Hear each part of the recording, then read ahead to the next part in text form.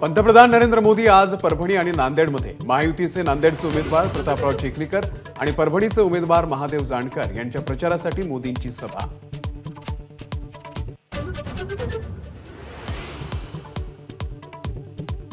काँग्रेसची नीती शेतकरी आणि गरीब विरोधी, पंतप्रधान मोदींचा वर्ध्यातून हल्लाबोल। संविधान गुंडाळून आणीबाणी लावण्याची मानसिकता गेली नाही, मोदींची टीका।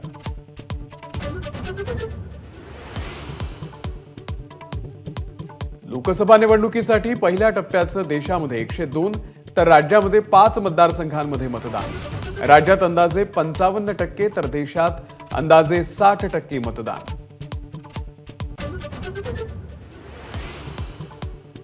नाशिक लोकसभेमधून छगन भुजबळ यांची माघार, महायुतीच्या उमेदवाराचा प्रचार करणार भुजबळांची घोषणा।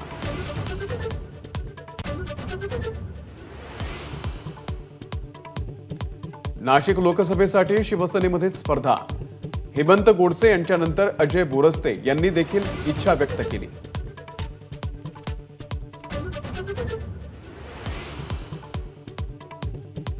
छत्रपती संभाजीनगरमधून महायुतीकडून संदीपान भुमरे यांची उमेदवारी जवळपास निश्चित, लवकरच घोषणा करणार असल्याची माहिती।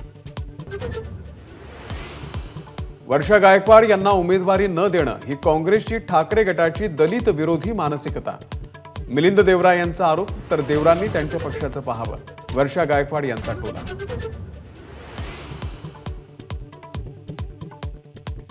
अनुसूचित जमातीमधून धनगर समाजाला आरक्षण देण्याची मागणी सुप्रीम कोर्टानं फेटाळली, मुंबई हायकोर्टाचा निर्णय सुप्रीम कोर्टानं कायम ठेवला।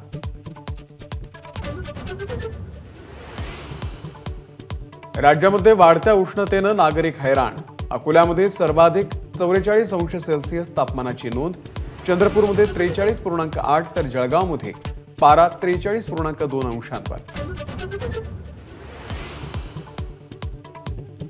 मुकेश अंबानी यांनी घेतलं सिद्धिविनायकाचं दर्शन, वाढदिवसाच्या निमित्तानं अंबानी गणपती बाप्पाच्या चरणी।